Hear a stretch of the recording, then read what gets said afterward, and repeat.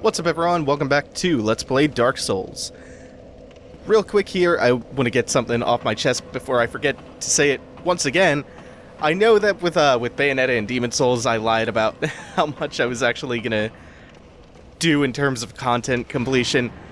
I don't have the time to invest in Dark Souls to do like any crazy 100% completion runs or anything even close to that. So I really have to stick to my guns on that one. I'm not gonna go nuts this time because I just can't invest that heavily into this game. It's a lot more content rich, which is saying a lot given how much there was to do in Bayonetta and Demon Souls. But yeah, no ridiculous 100% platinum trophy or 1,000 point. Well, yeah, 1,000 points since I'm playing on the PC version that uses games for Windows Live. Yeah, nothing too insane like that. I'm still gonna get really in-depth with stuff. I'm still gonna try to point out as much stuff as possible, hidden treasure, optional bosses, all that stuff. I'm doing every optional boss. And it's still gonna be really content-heavy, but just not quite, you know, spending 80 hours grinding things out and doing every upgrade path and all that stuff like Demon Souls. So, yeah, that's that. Now we are up here in the Undead Parish. This is the normal way you're supposed to get up here from the bridge where the Hellkite dragon is guarding. The other way, I think you can run across the bridge, and when you run across the bridge, you... One sec. Okay, we're off to a good start with this Phantom. I believe this is the Great Sword Black Knight. Oh, he fell down. Have to bait him back up. So you can run across the bridge that the Hellkite Drake is guarding, sorry. And that's also where you find the Sunlight Altar where you're supposed to pray to join the Warriors of the Sunlight. And it's also where you learn the Praise the Sun gesture. But I don't feel like crossing that bridge just yet. That dragon will burn the bridge when I come back to it. Something like that.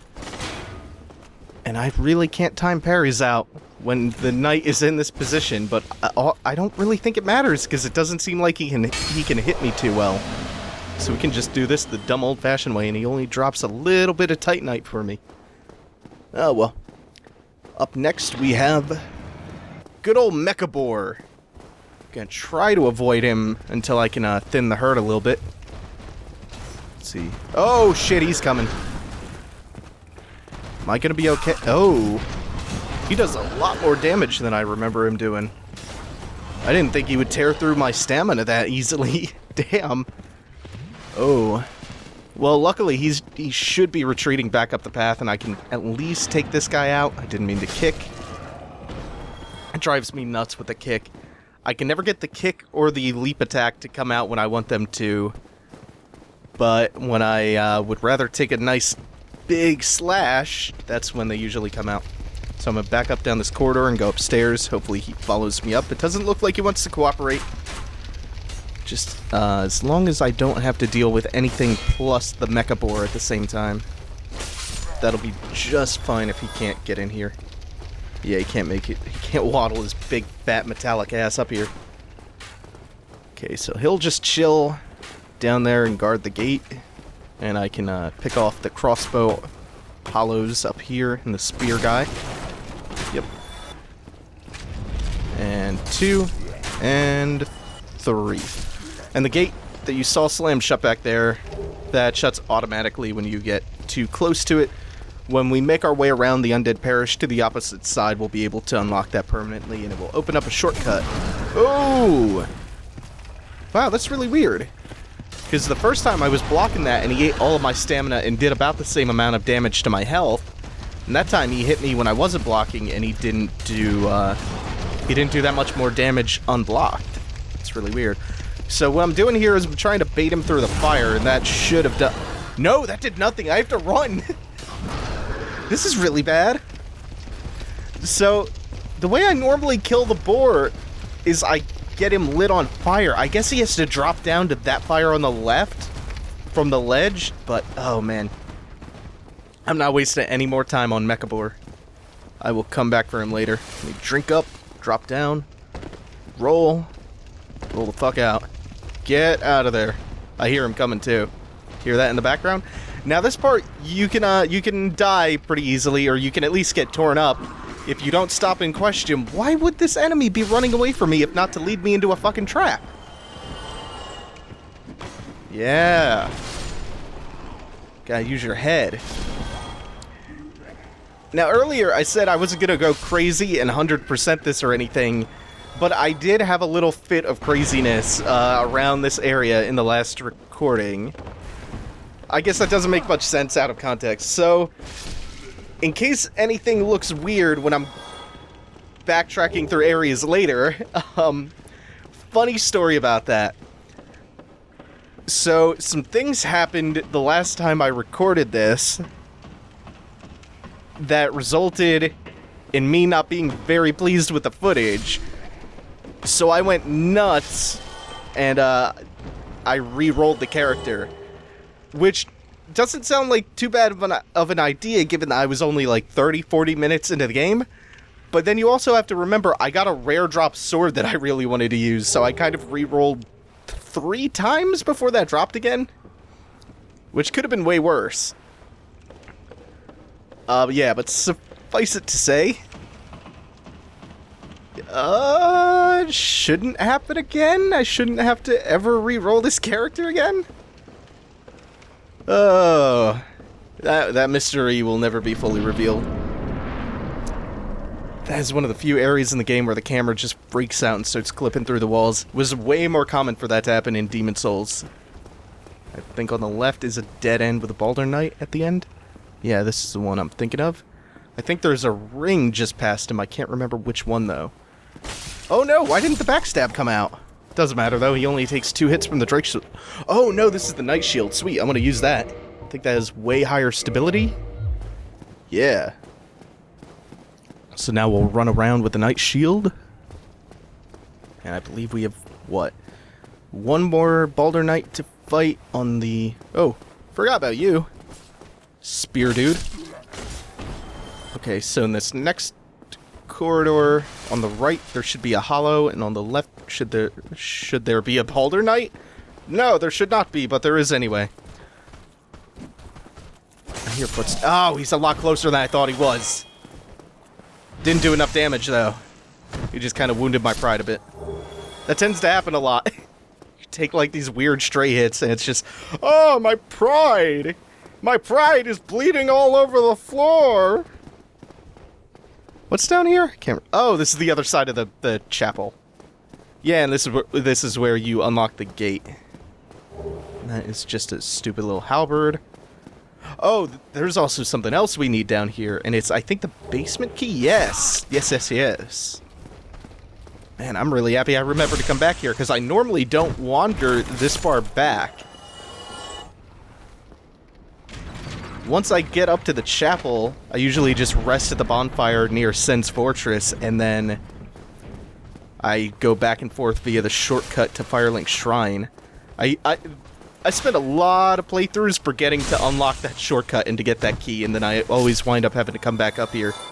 And I normally avoid this just because I don't like having to fight those 3 Baldur Knights, but if you approach the chapel from the opposite side there facing the gate, then you can usually bait the Baldur Knights out 1 at a time instead of having to fight 3 at once. So it makes it a lot less of a pain in the ass. Well, that's both of them. And 1 crossbow guy. Now let's see.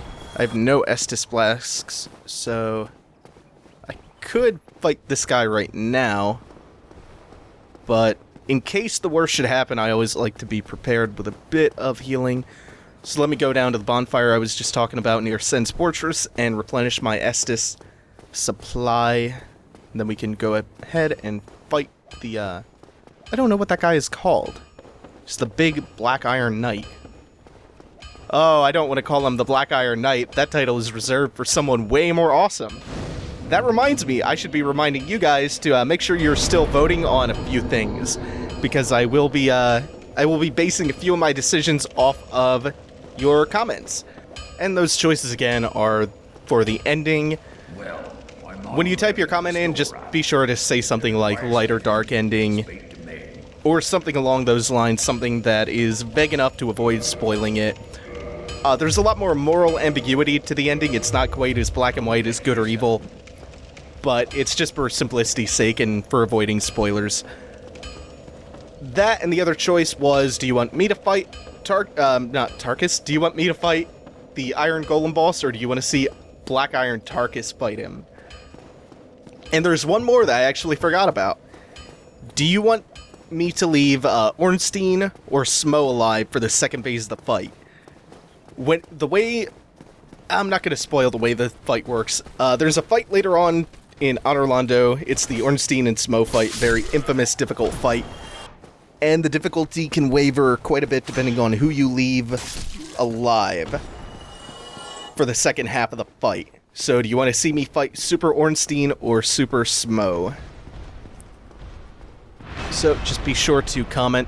Again, I do record these in chunks ahead of time. So you might be seeing me do the Undead Parish and getting ready to do the Gargoyle fight right now. But I could be way closer to Anorlando or to the Iron Golem or to the end of the game even than what you're seeing in the recording. And yeah, that guy is not quite a mini-boss. Although I do think he's a unique enemy.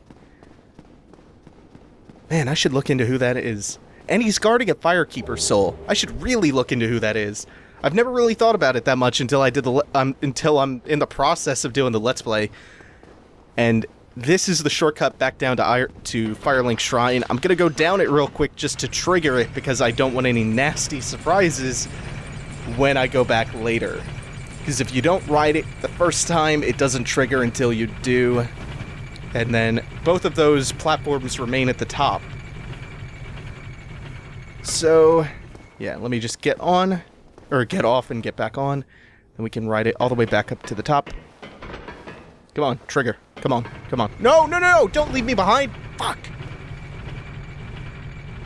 Well, we're waiting for a bit. While we're waiting, why don't I go ahead and explain something that I said I was going to explain last episode and then cut myself off for? Oh, I'm not doing the same thing again.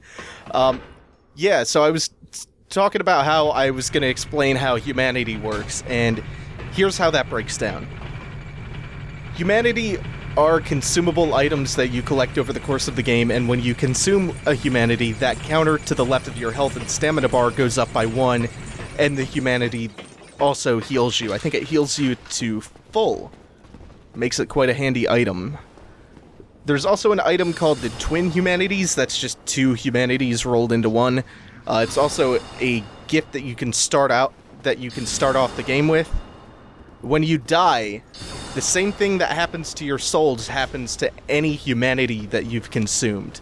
You have to touch your bloodstain to get it back, and just like your souls, you can lose all of that humanity you have stocked up if you die again before reaching your bloodstain. Oh, that stance means they're about to parry me. I don't want that to happen. Come on! Come on, bro! Come at me. So, some of the uses for humanity, I really want that guy to teleport down. I don't want to have to come up there after him. So you can use humanity at bonfires to reverse your hollowing and go into human form, which is important if you want to summon people or if you want to be invaded. Humanity also gives you some resistances. It scales the damage that chaos weapons do.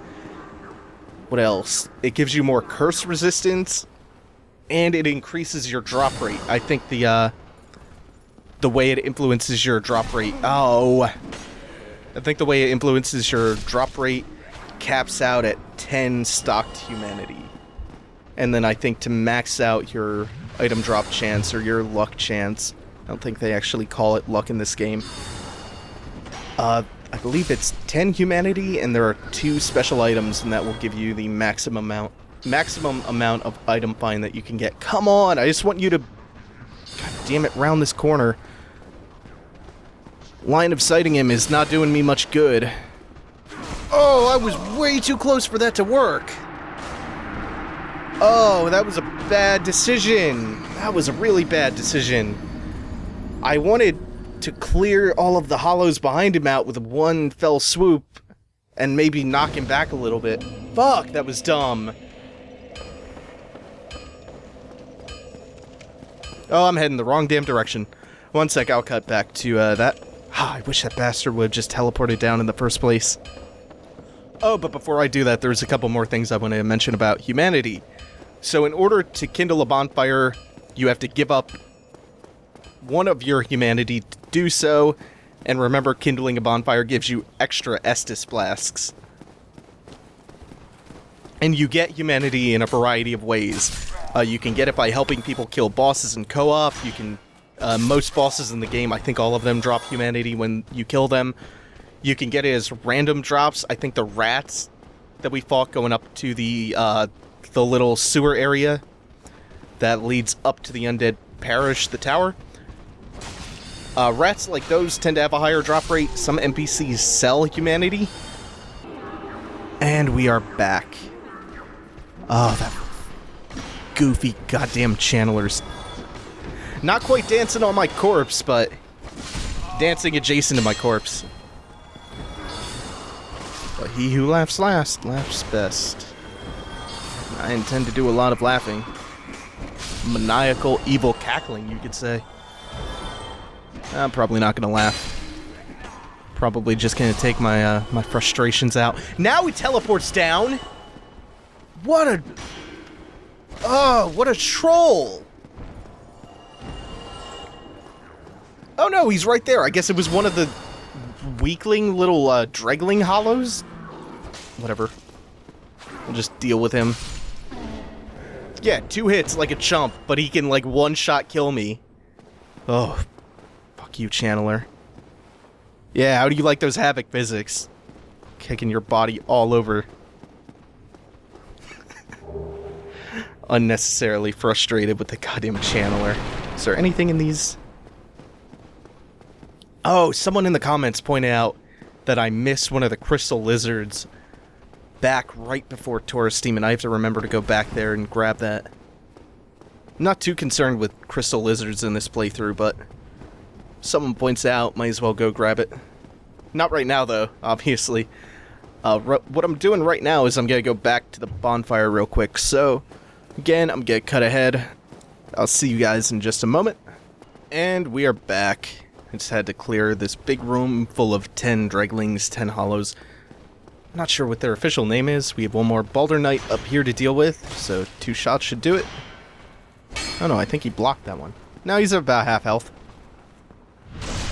Oh, there's a little bit of a delay in the backstab there. That's weird. So the reason I went back down to the bonfire near Sen's Fortress...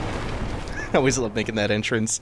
The reason I went to the bonfire is so that I could get my hollowing reversed and go into human form. Then I am in luck. Could you help me? As you can see, I am stuck without recourse. Of course I will, Lautrec. Yeah, now just come on out here. Come on out here and give me a good friendly handshake. Yes, sincerely. I am Knight Lautrec of Karim. I truly appreciate this. And I guarantee a reward. Only later. Oh? What kind of reward? Yes, very sorry. Your reward will have to wait. I've just been freed. Allow me some time. Well, what have we here? Yeah, I'll just take my reward off your corpse, Lautrec. Ooh, that knocks him all the way back. But that wastes a lot of durability. So Lautrec here is, But if this is our fate, so be it. Lautrec here is gonna be our Dark Souls equivalent of... Oh, he's not hostile yet. No, he is. He's totally hostile. He's gonna be our Dark Souls equivalent of Yurt, the Silent Chief from Demon Souls. Oh, I couldn't see his parry dagger out. He parried the shit out of me. This is dangerous. I'm afraid that I'm gonna die if I fall off here. Okay, I think I hit the stairs. So he should be landing around or on top of me. No, he's just gonna roll into me. Oh, I want to parry him, but this is dangerous. Plunge attack? Yeah, okay. He's got his parry dagger out. When he has the dagger out and he's not being actively aggressive, chill for a bit, because he's trying to parry you. And he will. You saw it happen. Oh, God! Yo, I always forget a lot of things about Lautrec, and one of the things that I tend to forget is that thing goes right through my shield. Oh, God. Lautrec is so scary. And almost fought him with my fists by accident. Oh, shit. If he goes through my shield again, I'm dead. If I take a moment to heal, I'm dead. Yeah. Everything results in my death with Lautrec. Lautrec, more than any NPC or more than any boss in the game, over many playthroughs, Lautrec kills me the most frequently out of anything in this game. I have such ridiculous issues dealing with Lautrec, and it doesn't even make sense. So, I will, again, be cutting ahead. God, I'm doing so bad this episode. And we are back once more. Hopefully this time, things go a little bit more smoothly. I wanted to get the backstab there. I will settle for the plunging attack. So, my only real option in this fight is to hit my parries accurately. There's the first one. I think I need at least one more. I don't want to risk taking any shots at him in case he pulls out his parry dagger at the split second that I'm trying to attack him. Luckily, he can't parry plunging attacks. Oh, God! That is why I didn't want to take that risk. But I did it anyway, and now I'm on the verge of death again. So, YOLO! Yeah, okay. That went way better. As poorly as that went, because he parried me one single time, that fight usually goes way, way, way worse for me. Can't believe that I still suck at fighting Lautrec that much. It doesn't help that I kind of forgot that his Shotel goes right through my shield. Oh, God damn it, Lautrec. Always making things so hard on me. Lautrec, like I said, is kind of the equivalent of Yurt the Silent Chief. Except he doesn't go on quite as much of a murderous rampage, and we know a little bit more about Lautrec and who he serves. And why he serves this person. Yurt served Mephistopheles. Before I go on with that explanation, I am summoning Solaire here for a reason, and summoning Solaire is the reason in the first place that I got my humanity restored. Because when you kill a boss with Solaire as your NPC co-op partner, you get a Sunlight Medal, which is very helpful for the Sunbros Covenant. In fact, it's how you rank up in that Covenant. So this is just a way to earn a few extra Sunlight Medals if I decide to join the Sunbros. And I'm gonna shut up for the cutscene in just a sec.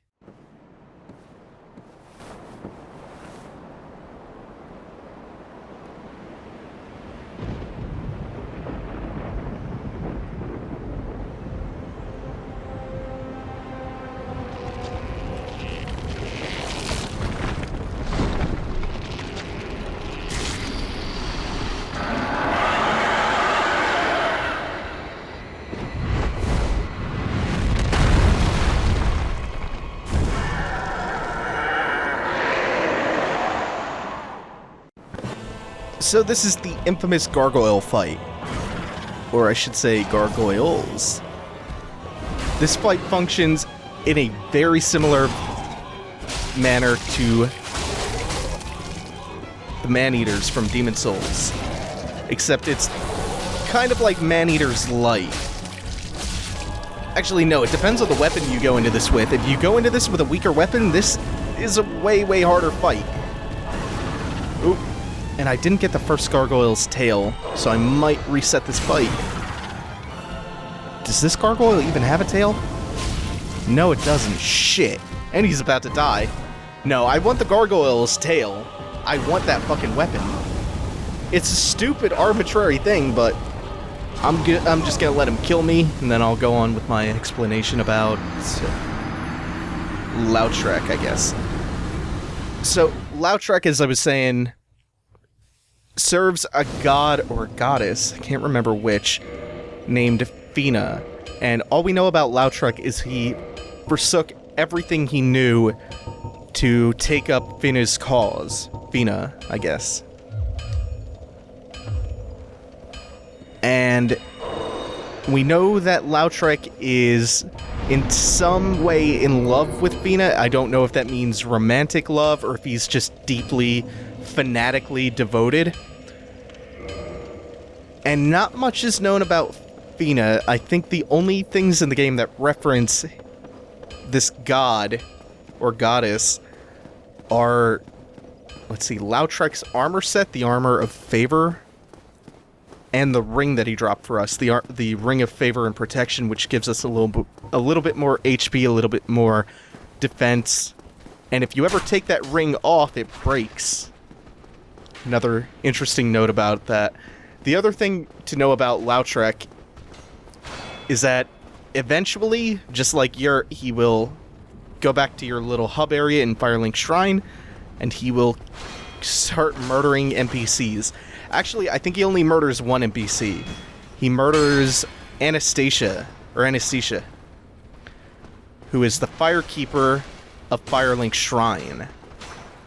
She was the mute girl that we talked to in the second episode right before we continued down the depths into the New Londo ruins and took that shortcut out into the Valley of Drakes.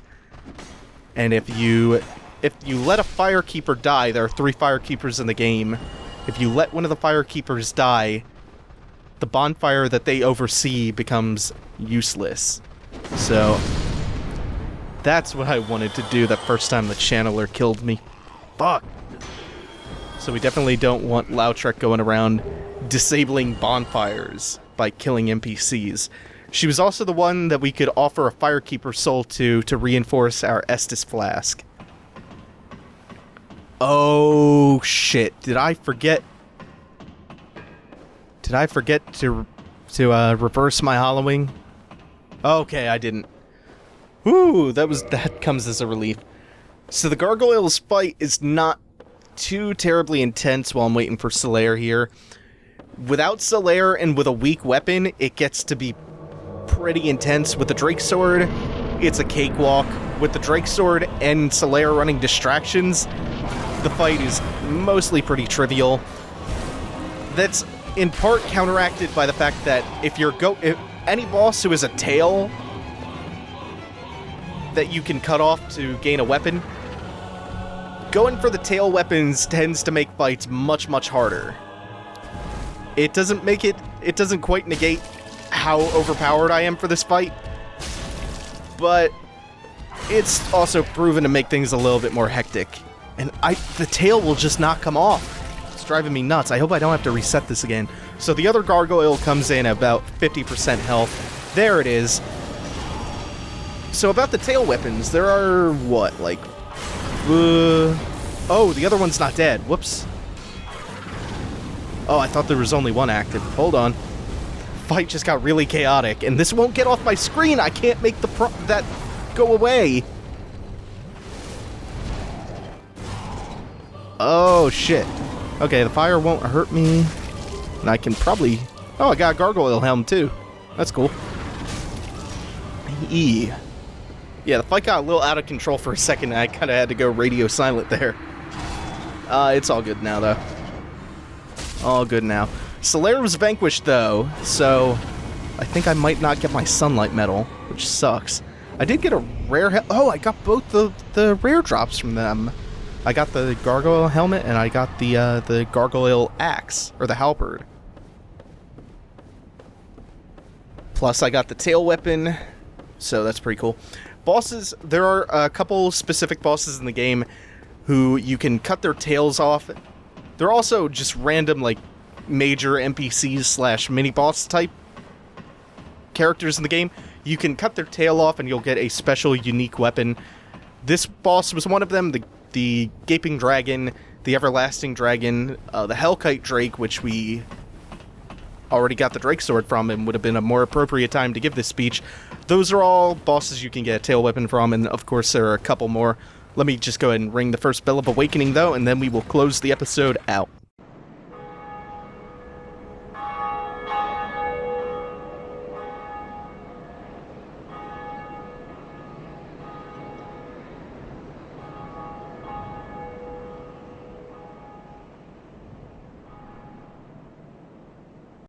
And that's going to do it for this episode, folks. Thanks for watching. Take it easy. Have a good one.